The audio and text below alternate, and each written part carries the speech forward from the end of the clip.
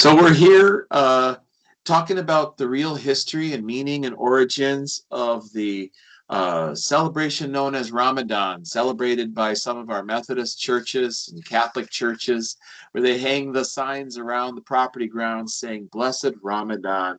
Even the mayor of our town celebrates it, and they don't know the origins are in a massacre at the Battle of Badr of Jews and Christians. So interfaith dialogue, talking with Farrah Prudence. Her website is freethecaptive.org, and you can learn about her books and translations and her ministry there. She's a multilingual person who, I should say woman, not just a person. She is a woman.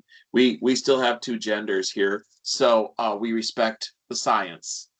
Uh, Farrah Prudence, can you tell us a little more? Can we continue that conversation we were having in the first part about the origin and the history? And you had a special quote when we left off last time about from Saint. I did. So I love St. Thomas Aquinas. And he said that Muhammad seduced the people by promises of carnal pleasure, to which the concupiscence of the flesh, that word gets me all the time, urges us. His teaching also contained precepts that were in conformity with his promises, and he gave free rein to carnal pleasure. In all this, as is not unexpected, he was obeyed by carnal men. As for proofs of the truth of his doctrine, he brought forward only such as could be grasped by the natural ability of anyone with a very modest wisdom. Indeed, the truths that he taught, he mingled with many fables and with doctrines of the greatest falsity. He did not bring forth any signs produced in a supernatural way, which alone fittingly gives witness to divine inspiration. For a visible action that can be only divine reveals an invisibly inspired teacher of truth. On the contrary, Muhammad said that he was sent in the power of his arms, which are signs not lacking even to robbers and tyrants. What is more, no wise men trained in divine and human, believed in him from the beginning. Those who believed in him were brutal men and desert wanderers, utterly ignorant of all divine teaching. Those whose numbers Muhammad forced others, whose numbers Muhammad forced others to become his followers by the violence of his arms. Nor do divine pronouncements on the part of preceding prophets offer him any witness.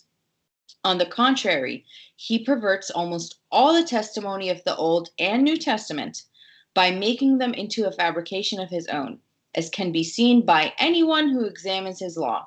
It was, therefore, a shrewd decision on his part to forbid his followers to read the Old and New Testament, lest these books convict him of falsity. It is thus clear that those who place faith in his words believe foolishly.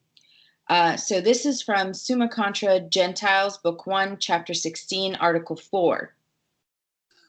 Ouch. Ouch. That is some really damning stuff, because I look at that thing about not permitting his followers to read the Old and New Testament.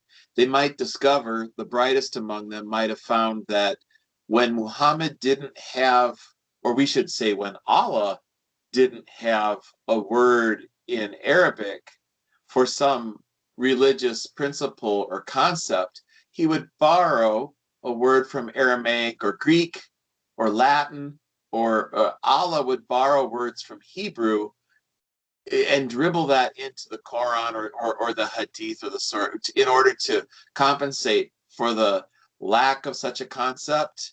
So kind of interesting if you say that it's the divine language and Allah can only be perceived, or the Quran can. I'm old enough to remember when we were being told that the Quran could only be understood in the original Arabic.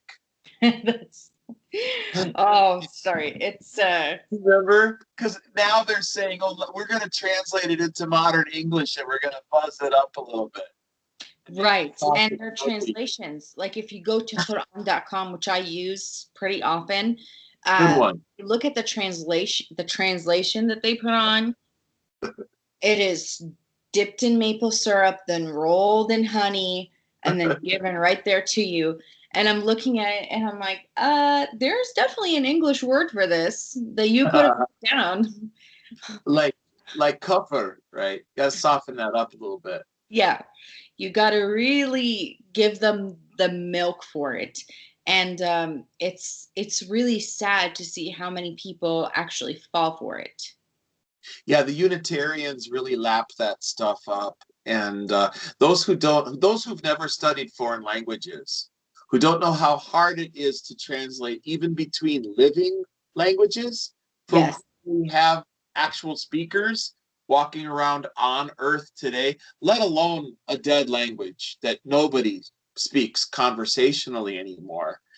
Right. And you've got the Methodist Church reading out, from the Quran, from the pulpit, and you've got these interfaith dialogue types talking about Ramadan, and they know nothing. Or you have the actual apostles of Islam uh, parachuted into communities to lead these interfaith dialogues, and they have no concept of the language, no experience studying Arabic. I'm appalled. They're truly carpetbaggers, right? But It's it's pretty what are they? terrible. When you look at the interfaith stage, right? So usually, what do you have? You have a rabbi, you have a Jewish rabbi, you have some kind of cross person, a priest, a pastor, deacon, somebody, and then you have the Muslim guy. Yeah, The heinous thing is that the Muslim guy knows well what Christianity stands for, what Judaism stands for. But right. those two fools sitting on the side, usually they've never studied Islam, Yeah, they've not learned Arabic. Their understanding of it is whatever that sheikh told them, or that imam, or that representative from Care or Isna. I mean, I don't want to say any names, but if I had to, I'd say those two, had told them about it. And then they stand there on the stage and they say that the God, Yahweh, that we worship the same God. yeah. That's particularly when the token Christian and the token non-traditional Jew, Hasidic Jews would never do that. No, The conservative Jews would never do that. no, And no. so it's the same Liberal with Jews. an Alda branch of Judaism. The ones that would do that don't believe their own faith very much anymore. And the Christian pastor on stage doesn't really, he's just working for his retirement. They're not really believers anymore. And it's just odd when you just look at the books. Just take the texts, regardless of what you believe personally about the afterlife, the texts are not compatible. So it's a book of it's the leaves of grass, a collection of poetry. You try to mix that with an architectural manual on how to build skyscrapers. They're completely different realms of thought and incompatible. But that's the lie of interfaith dialogue. They keep selling it. It is a huge lie. I mean, you don't even need to compare all of it. You don't need to compare all of it, because in Islam, I was taught when I was growing up that God cursed the Jews into monkeys and pigs. How can a rabbi stand on stage with a sheikh and say we worship the same God? Right. Christians should, like, this is the basic of Christianity, right? The basis of Christianity is Jesus was born of a virgin, died and crucified, rose on the third day. Through him, you get to heaven. He absolves you of your sins, right? This is the basics. We're not going to argue about the rapture right now. This is the basics. What do Muslims believe? Muslims believe that Jesus is not the Son of God, that he was never crucified, that when he comes back, he's going to try and convert people to Islam. Mm-hmm. Okay? Yeah, it's incompatible. He's just a prophet. The essential message of John 3:16, which is incontrovertible for those of that, right? Those who truly believe Christianity cannot do away with the central thrust, if you will, of the faith. Yes. But to say, oh, their faith is just as good as ours is it'd be like a soccer team just kind of passing the ball to the opposing team and saying, all right, we're going to let you guys have it. But it's brutal. And here, to me, so I don't proclaim any flavor of Christianity. I don't belong to any one of the churches. We attend a Protestant church, it's a Baptist church, and my husband is Protestant. My mother is Rum Orthodox, and for the people that don't know that, you don't know it because, well, I mean, Peter started that church. Saint Peter started that church. The reason you don't know about it is because it was nearly exterminated by, guess who? The Muslims. When they invaded the Holy Land, just like many other of our mother churches, where the saints had started them, the disciples had started them. And I have a love for the Catholic faith and the Catholic doctrine, not the Catholic Church as it stands today. Right. If I see the Pope, God help me, I might punch him in the face. But I know Catholics who call that guy the current occupant of the chair of St. Peter. So, those are some of my best Catholic friends, and have a lot of them in my life. They're very serious Catholics, yes. And I can take them seriously because they know what they believe. Yes. I'll say that for them. Liberal Jews and liberal Catholics. The world would be a much better place if they got their heads on right. But I say that to say, here's what I'm trying to get at. I'm sorry. When I'm studying my Bible, first of all, I read it in Arabic because I find that it's more beautiful that way. The context is more is closer to the original Greek and Hebrew when you read it in Arabic. And when I go to study the commentaries, I read from every flavor of Christianity. And really, I get a grasp of the whole picture because every flavor can contribute something. And now here's my point. Protestants and Catholics and the Orthodox will look at each other and pinpoint fingers and call each other heretics over stupid stuff like the rapture, Revelation. Ought to be baptized. Yeah, it's insignificant. The meaning of the Eucharist. Yeah. It's not salvific. It's not salvific.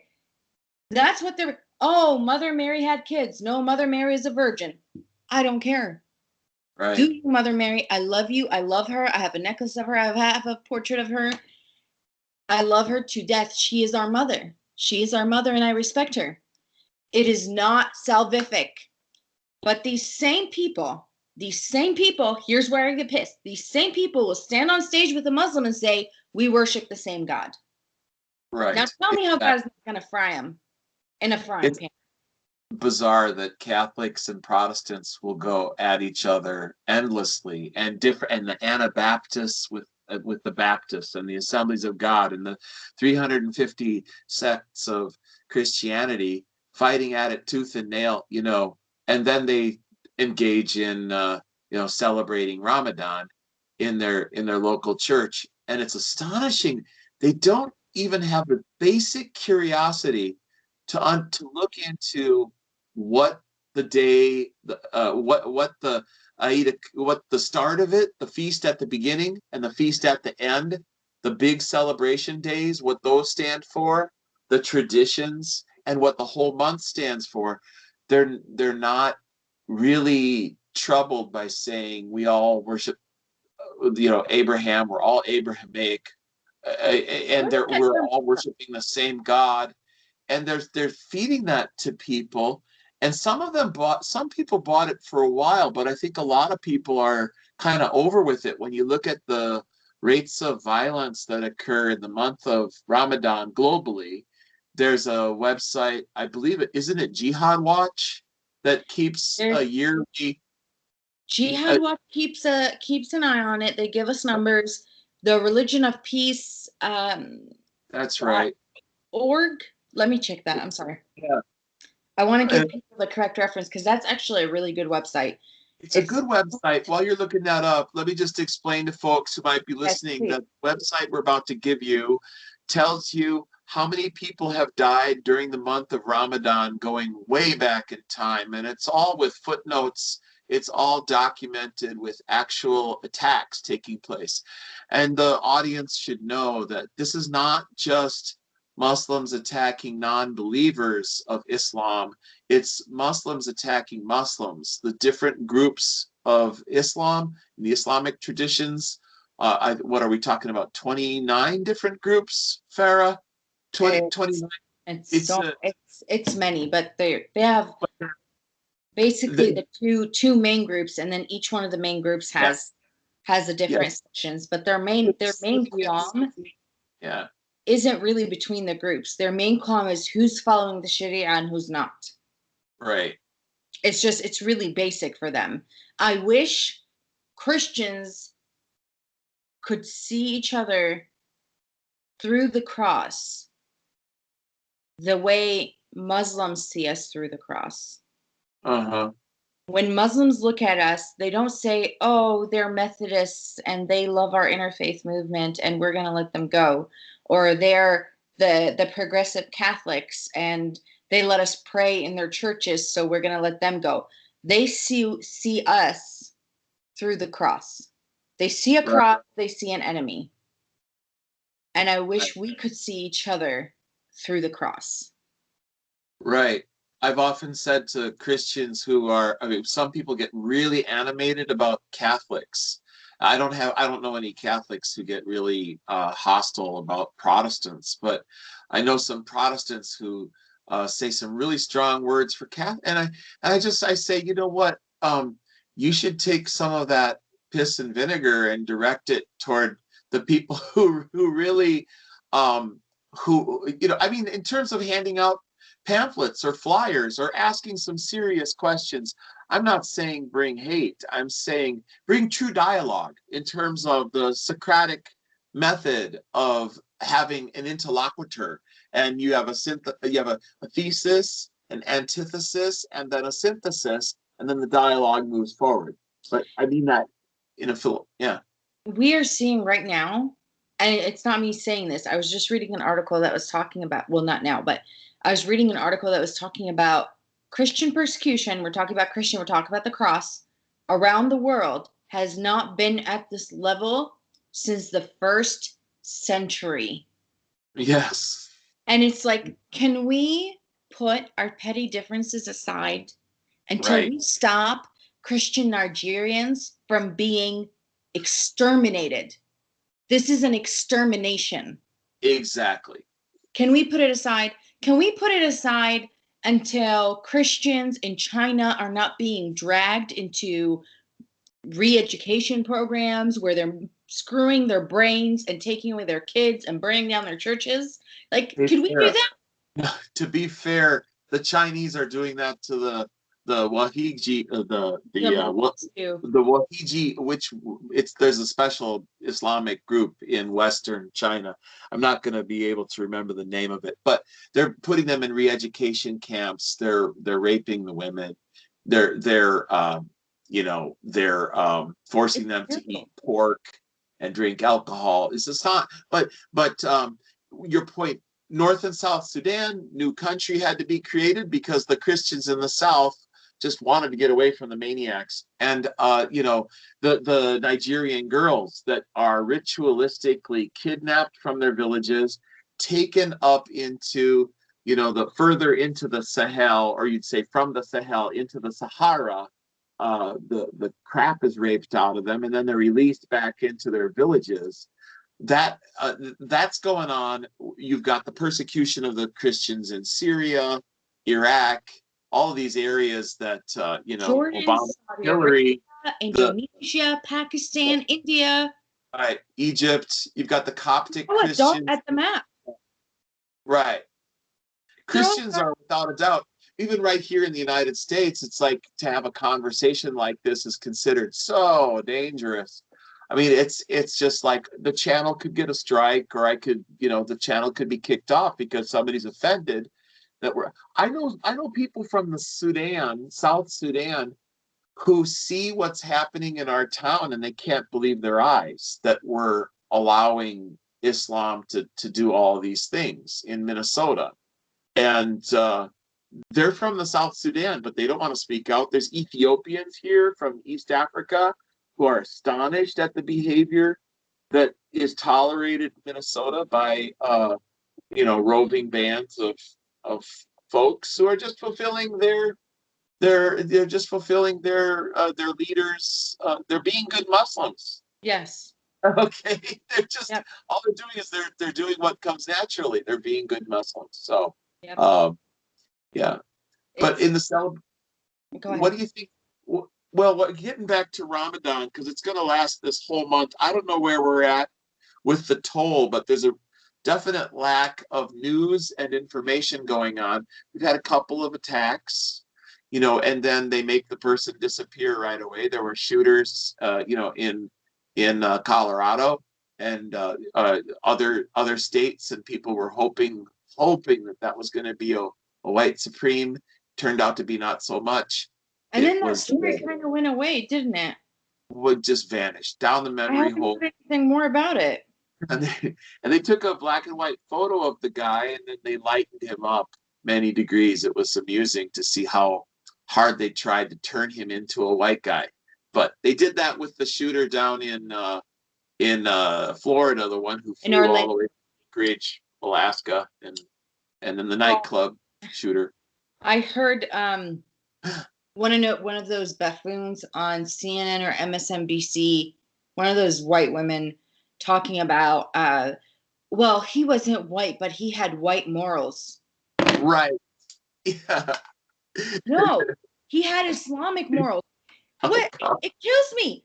He's going in there. They're killing people. This is the scenario. And it's not funny, but it's kind of funny.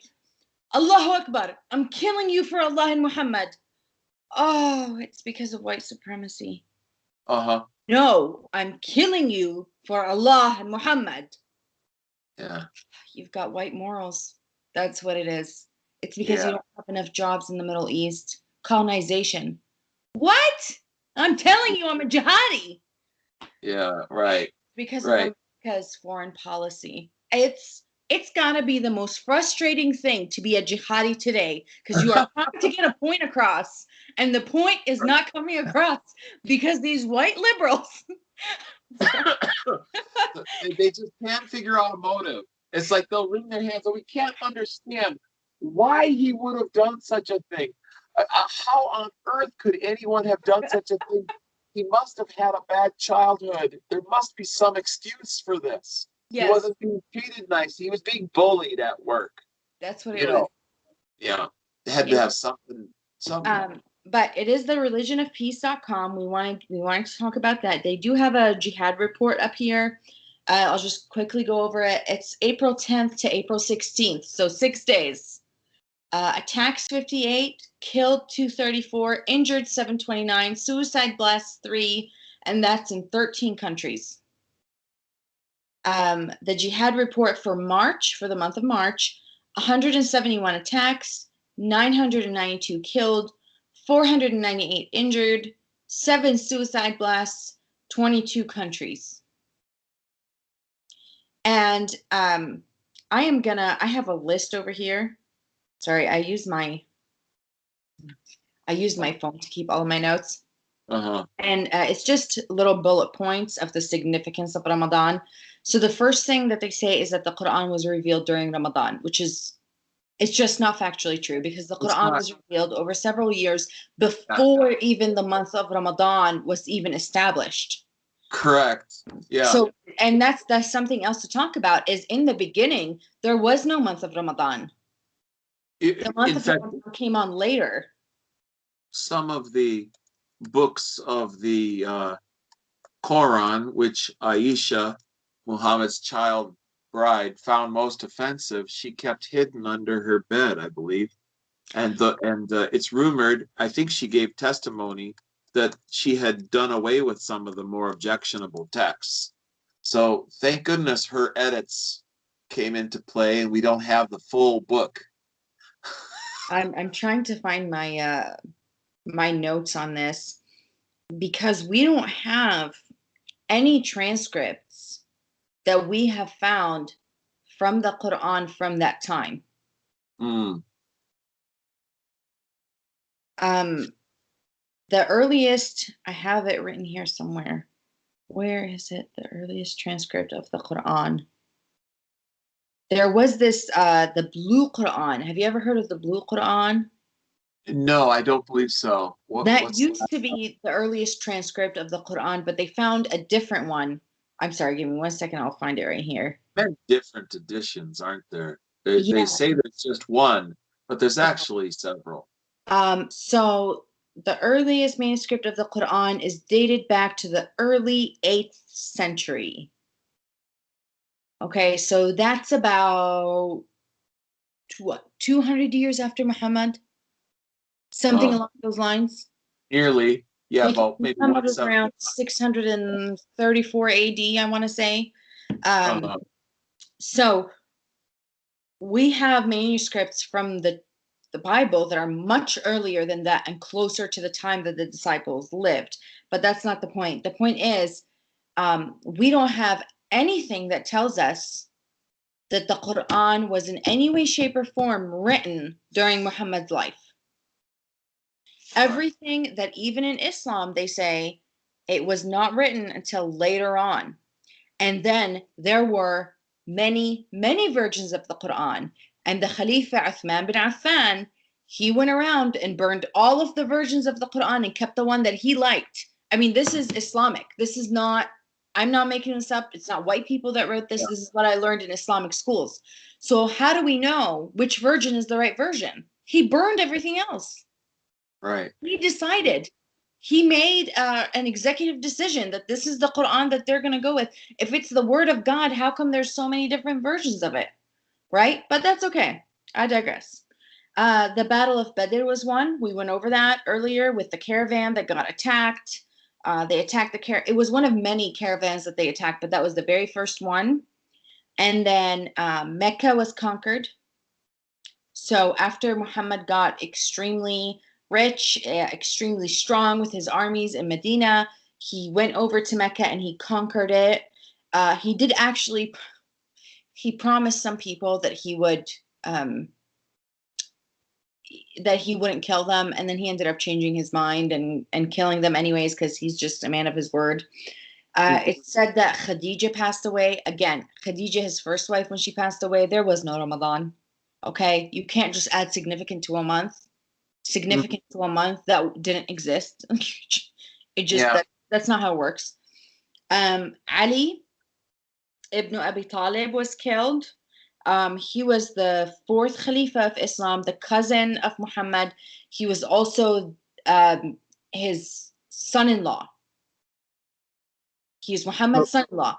He is Muhammad, the one whom Muhammad took his wife and married him. no, that was his adopted son, Zaid. He took Zayd's wife for Right. his own. Yes. Basically, what we're getting at, I think. Oh, go on. Sorry. Here's a So guy. There's murder and mayhem, and there's lots of raping incest, and killing. rape, And getting back to the carnal desires concept here, it seems yeah, to be a religion that permits all of the things that would be most baser. You can see why the prison population of the US or England is responding to this and yeah. wants to convert. It's The the significance of Ali is that Ali is he's seen as the founder of the Shia sect. Islam is divided into two major sects. You have some heretical branches kind of on the outskirts. They don't count. Um, Shia and Sunni. So yeah. Shia, when you're talking about Shia, just tell your viewers, Shia think Iran, think Syria. They're still really a minority compared to the Sunni. The Sunni make up over 80% of Muslims around the world. And the division came in on Muhammad's deathbed. He was asked who should take after him, who should take his seat, so to speak. And he said, "He who is closest to me." Something Uh-huh. along those lines. Uh-huh. Well, the Sunnis Fighting. The Sunnis are the people that believe that the first Khalifa, Abu Bakr Siddiq, is the one who was closest to him because he was his best friend. He was also the father of his favorite bride, Aisha, who was 9 when he consummated the marriage with. And then the Shia are the people who thought that Ali should be the first caliphate, because Ali was his cousin. He was also his son-in-law. So, by the way, like the first, I want to say 13 to 15 caliphates all got murdered by other Muslims. Lots of peace right there. Okay, let's see other points as why Ramadan is significant. The people of Taif accepted Islam in the 9th year of Hijrah. In Ramadan, the tribe of Thaqif from the city of Taif came to accept Islam after 20 years of animosity to the Prophet and Islam. I wonder why that was there, the animosity. Right. Here's another thing. Salah ad-Din, if you don't know who Salah ad-Din is, you really need to go back and read about history. Salah ad-Din is one of the Muslim leaders in the fights against the Crusades. He defeated the Crusaders during the month of Ramadan. Ironically, they actually do continue to win battles during the month of Ramadan. Sure. Salah ad-Din was brutal. There was no honor in any of these battles that we're talking about. The Mongols were defeated during Ramadan. Now, this was in, let me see, 658 Ba'd al-Hijrah, after Hijrah. So that would be around 1200. Somewhere around the year 1200, the Mongols were defeated. And then again in 702 after Hijrah, the Mongols were defeated again. So as you can see, this just continues to happen again and again. People need to understand when Muslims pick dates for major attacks, they don't pluck them out of the air. Yes. There are reasons that these dates are picked. Yes, and they feel these dates like viscerally, like the fall of the Turkish. They feel it, the fall of the rise of Constantinople, or they think of it as if it was yesterday. Yes. Time is really compressed, like our friend Filippini used to say. They feel these things. All the street names are named after these dates. The street names are named after the generals. The mosque here in town is Masjid al Abu Bakr al Siddiq. Yeah, for an interesting coincidence, but these are the important people for the religion of peace, and they want to celebrate those generals and those warriors. There's nothing like that in Christianity. There's really not anything. When you think of the way the apostles went forward to talk with people and convince people, they spread the faith by walking into towns and sharing with people their ideas. They didn't come with a sword, and they lived side by side with their Jewish neighbors, and many of them were Jews who converted to Christianity in the early church. So they weren't going to go out and kill the rabbis. And it's interesting, isn't it? Here we are celebrating Ramadan in the churches. Yes. And now if you look at it, whereas all of the Muslims, so the words that, so the way I grew up, right? I grew up a Muslim, Sunni, and we would say,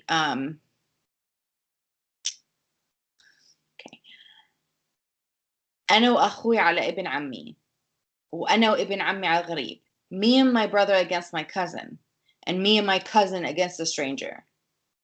Yeah. So basically what it means is even if me and my cousin are fighting, we're still together against a stranger. Meaning, if a Sunni and a Shia are there, and there's a lot of blood between them, and they would love to kill each other, and they do kill each other regularly.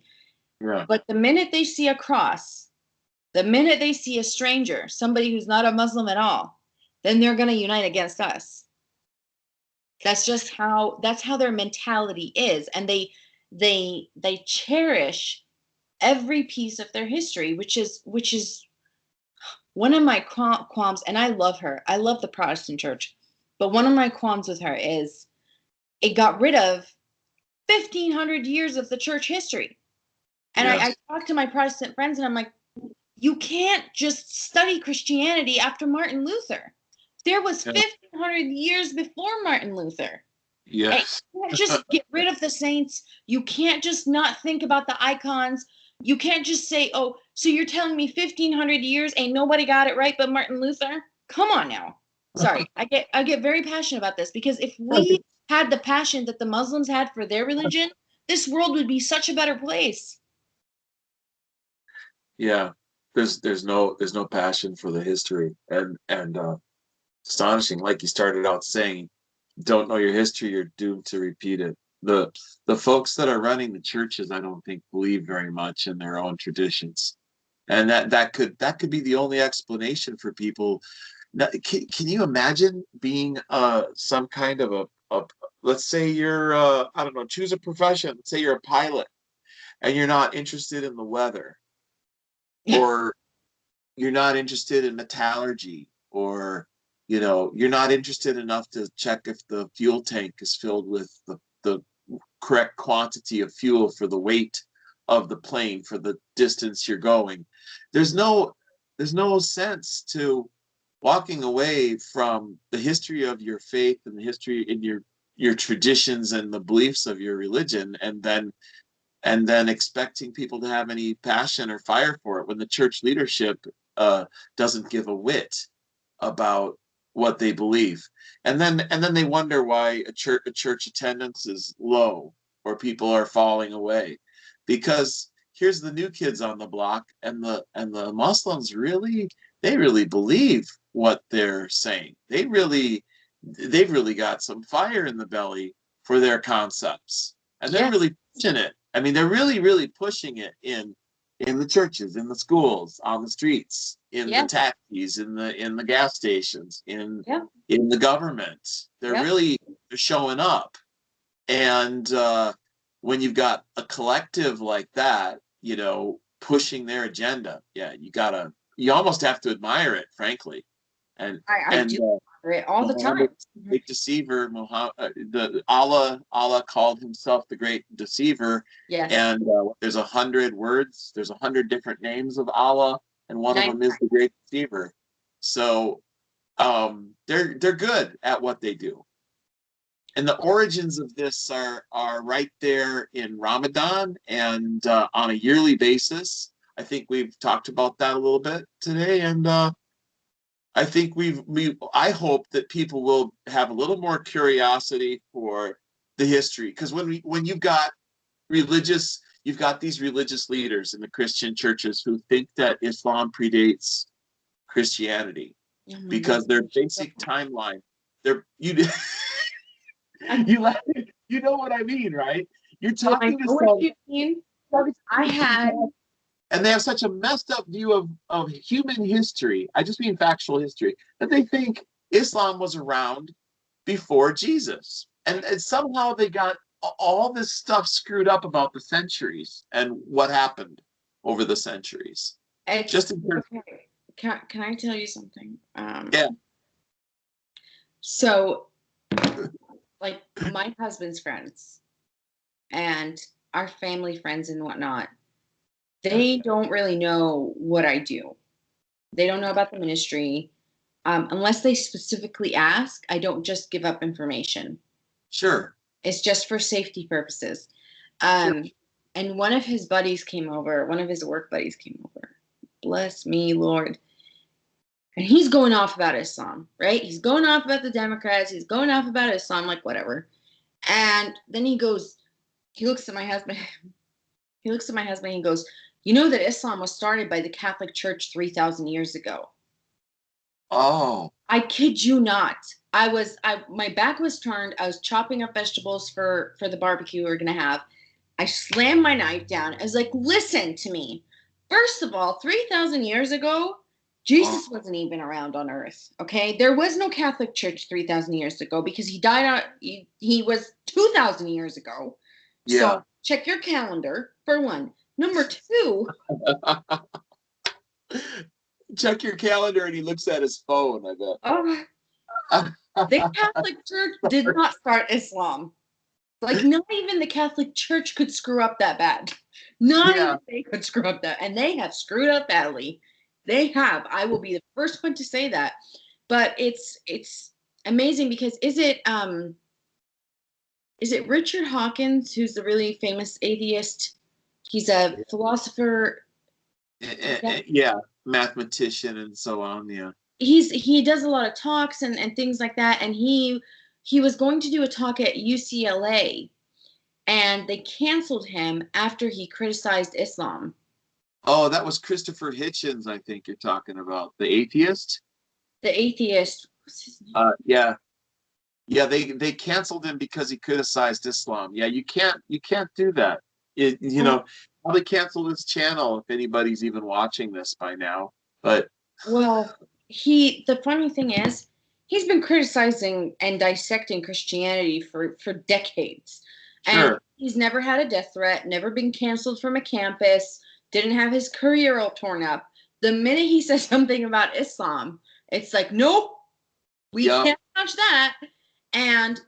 he's the one that said that Christianity is the only bulwark against Islam. When an atheist, a prominent atheist, comes out and says this, and Christians are still doing their interfaith dialogue, you really have to wonder, what are they doing? True. And when I talk to you, when you speak to Christians and you find out they don't even know anything about the Bible, it's really odd. And you wonder, well, there's a lot of social club Christians now, where the Yeah. church is a place where they have their activities and their taco night, and that's why they get together to Yes. gossip and talk, and they are meaningful in some ways to each other, but and they're struggling through this life together as best they can, but there's nothing really about it that you could say is anything other than a social club. I have a feeling you're going to read something. Got I something? am. I am. I was looking something up Yeah, because I think you're yeah. going to Go appreciate for it. this. Go for it. Yeah. Um, okay, I'm a reader. I love reading. So I have like 10 million tabs opened up on my phone of things that Yeah. I'm like, I'm going to save this. I'm going to say, and I never end up getting around to saving it because I have a job and I take care of my kids full time. So Dietrich Bonhoeffer, I'm pretty sure I just butchered his name. He's a That was great good. pastor, theologian, martyr, spy, and he was asked in 1943 how it was possible for the church to sit back and let Hitler seize power. His firm answer was, it was the teaching of cheap grace. Cheap grace is the preaching of forgiveness without requiring repentance, baptism without church discipline, communion without confession, absolution without personal confession. Cheap grace is grace without discipleship, grace without the cross, and grace without Jesus Christ. Oh. Is that not what is happening in the American church today? Any flavor, pick a flavor of Christianity, and that's exactly what's happening. It's cheap grace. That's going to be my word from now on. I'm going to use it. Cheap grace. Cheap I grace. wonder if we could entitle this video tonight "Cheap Grace" and the interfaith interfaith dialogue, cheap grace, and Ramadan. Ooh, Something like that. Yeah. Cheap Ramadan. Good Yeah. stuff. Yeah. Just don't eat anything all day. Just sleep and then eat as much as you can when the sun goes down. That's totally fine. And Yeah. kill people. Oops. Because you'll get extra merit during this month. Yeah. That's why it's good to have battles in this month. It's astonishing. We live in strange times, and sometimes, have you ever been told you know too much? I certainly have. So we're not supposed to know this much about anything. We're not supposed to care this much about anything. We're supposed to worry about the next softball game by some pro team, or the bread and circuses that they throw at us from Hollywood, and Oh, what's happened with the royals in Britain? oh dear. Yeah. It's like 1776 never happened. It's amazing how much Americans care about the royal family. I know, right? It's just really, and they know all of the, like, you think of how many seasons Game of Thrones went through, and it took people watched that season after season, and nothing ever happened in that TV show. Really, nothing ever happened. Really, TV show. Everybody talks about Game of Thrones. I thought it was a video game. Turns out it's a TV show. Yeah, yeah. I've What? been watched 4 seasons, and then I finally said at the end of the fourth season, I was like, I see what you guys are doing. Nothing's ever really going to happen. It's just the same, the gratuitous sex scenes and meaningless violence and intrigue and all these people shifting and changing allegiances and stuff. But the whole thing is to keep you watching for the next episode. And you Oh, think of all the time people waste watching that, but they don't know anything about history to think that, to have our centuries all mishmashed and our decades, even within the 20th century, mishmashed. Nobody has a sense of what's happened historically in each decade. Well, Farrah, let's call it a day and talk again soon. And I'll be sure to post all of the links to Farrah Prudence's social media contacts in the description below this video. And if you want to go right away to her website, go to freethecaptive.org and you'll learn about two of her amazing ministries that she has ongoing. One is called Arm the Shepherd, which prepares ministers to understand about Islam and gives them original source material. And Farrah, I'll let you have the last word. If you want to say something further, you're the star. oh. You're it. Well, I think you're it. You bring so much information to everybody. No, you are awesome, Farrah. I love talking to you. It's always great to find another great mind who, like you, a lot of people tell me that I read too much. I have too much information. And I'm of the mind of, I tell my husband all the time, every time I finish a book, I'm like, I don't know anything about this world. So the more I read, the less I know. But I really just want to encourage everybody to take a stand for what is true and what is right, and to really meditate on what is beautiful and what is loving and what is righteous, because all of the poison that's going on in the world today, it's really easy to get sucked into the darkness. And once you do get sucked into the darkness, then cheap grace kind of happens. So it's important to take a stand. Doesn't matter if you're an atheist or a Christian or a Jew. Take a stand, pick a lane, and fight for it. Because if not, you're just going to be cannon fodder. The sides are coming to a war, whether it's going to be a political war, whether it's going to be an actual physical war, I don't know. But we're already actually at war, so you need to pick a side. And by learning, you should never take my word for it. Don't take your word for it. Go and do your research. Go and do your research. Let us know if you found any holes or anything that we talked about that isn't true. You're not going to find that, because everything that I talk about, I reference to Islamic websites. So I rest my case on that, but feel free to do it. So freethecaptive.org. We are a 501c3 organization. I'm very happy that we were able to climb that mountain.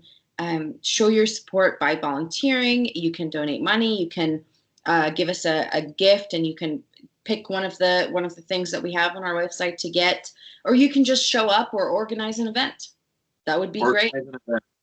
Farrah Prudence is open to doing conferences and webinars and Zoom meetings with groups. So those can be arranged. Her email contact is in the description below video 1, and I'll just copy and paste that over into video 2 if you want to book her for a special event or something online. So everybody reach out. And because how often do you have a true immigrant to this country who speaks foreign language as a first language, who came out of Islam into Christianity, who is a woman, right? We're supposed to believe women, right? I know I do. Farrah, hey, there she is, and other credibility such as she's multilingual. She actually understands the original source material in the original texts. So don't take your translation from Professor Todd Green or some joker, some lapsed Catholic who converts to Islam to do little social club meetings in churches with weirdos. Just to get your water from the well. Get your water from a woman like Farrah Prudence, who, gosh, she's a minority too. I mean, I don't want to mention race, but can we just be real here for a minute? You're the trifecta, you're the quadrifecta, or I forgot how many things you are that give you credibility. You've got that, all those minority bases are covered. Yes, I do. I'm an anchor baby. I am I'm an anchor baby that didn't anchor anybody. I anchored myself, and it's like, I know, y'all. I'm brown. I speak Arabic. I was born a Muslim. BIPOC. I'm like a praline, pecan. Yeah. I don't know, caramel, whatever you want to call it. Yeah. I've been called a lot of names, but I'm some kind of shade of brown. So yes, I do. I cover all of the bases of every kind of minority that you wanna tick off. Actually, I was a refugee. I'm an actual refugee. Actual refugee. True that. Refugee. Yeah, when my family moved to Canada, we moved there as refugees. Geographic references, member, but yeah, we get all. Everybody knows that we moved. We lived in Canada. But when we were in the Middle East and we moved to Canada, my dad signed us up as refugees, and that's how we got into Canada. That's fantastic. We'll talk about that in another episode. Yeah, we'll talk about that in another episode. And her life story is in a couple of other videos too on this channel. But if you want to have her speak at your church or to your group, she's a powerful speaker live. We've had her in Minnesota. I can't remember how many times, and she spoke to a group of pastors, in fact, in Rochester. And I think she made a real opening in Rochester, Minnesota, with that group of pastors. We've never seen anything like it before, and it was a long-term dream to finally get pastors actually educated as to what Islam really is, and not to take it from some paid lackey from it's a religion so good it needs a public relations campaign from let's not mention them, but we know who they are. They know we're talking about them too. But Farrah, thanks a ton, and we'll see you down the road, okay? Thank you for having me. Have a good night. Thanks, Farrah. Good night.